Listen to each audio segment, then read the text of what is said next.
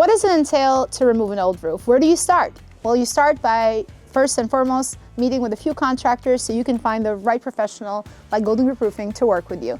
Then it means signing a contract and doing your due diligence. We see this all the time. People skip this part. Do your due diligence, read the contract thoroughly, and make sure that everything that you're promised is being written there, as well as the manufacturer names and product names over and over again. And also contract terms and payments, super important. You need to know your rights. Next, make sure you have a permit. Make sure that your job is permitted and is able to be done in your town. And then after that, let's get to it. We're gonna need a dumpster to be coming to your property that's going to be able to haul all the debris that's coming off the roofing system. We're also going to need to do an exterior evaluation of the home to protect your pets, your belongings, and all the things you love that are on the ground. If it's summertime, we're also gonna need to make sure that your pool is protected. We don't want any nails falling on there while you're going for a swim. And if the roof is ready to begin, the roofers will actually go up on top of the ridge and they will do something called preparing for rip-off. They're taking off the old shingles by adding these industrial tarps on all the eaves of the property all around the perimeter of the home. They're going to strip these old roofing tiles off your home using something called a shingle eater. Cool fact, it's actually manufactured and produced in Worcester, Massachusetts. The shingle eater makes sure that it removes all the nails and the shingles without damaging the plywood. Very important.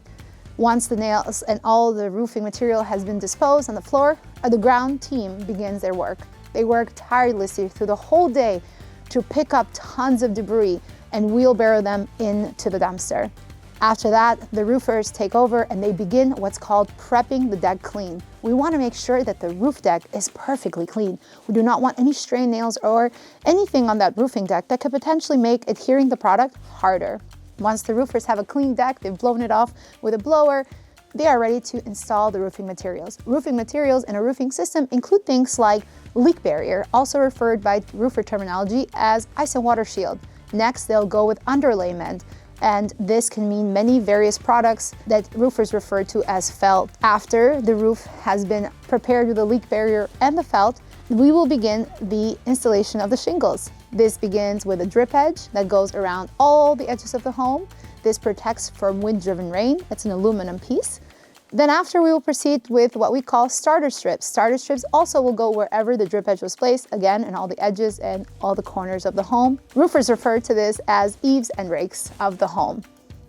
Once the home has been perfectly prepared, and things like pipe boots, flashings, things like bathroom vents, and things like skylights are also being reflashed or replaced, it's time to begin what we consider the shingling process. But wait a minute, this is actually just the icing on the cake, because the most important steps are the ones I just mentioned. A really good roofer will know how to handle a transitional area, will know how to remove siding, to put down exact new step flashing needed with the right dimension and height.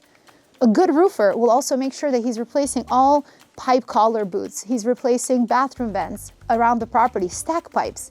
A good roofer will also know the right ratio of ice and water shield, the leak barrier, versus the felt. The reason being is that some areas that are more prone to snow and ice will have a heavier use of leak barrier than the other areas. This means that a roofer is very trained with his eye, and he's going to evaluate for danger on the home and where he can use these products to the best. Because after all, the shingling part is the easiest part. We begin with a system with a full course leading up to the last course being about 8 to 10 inches.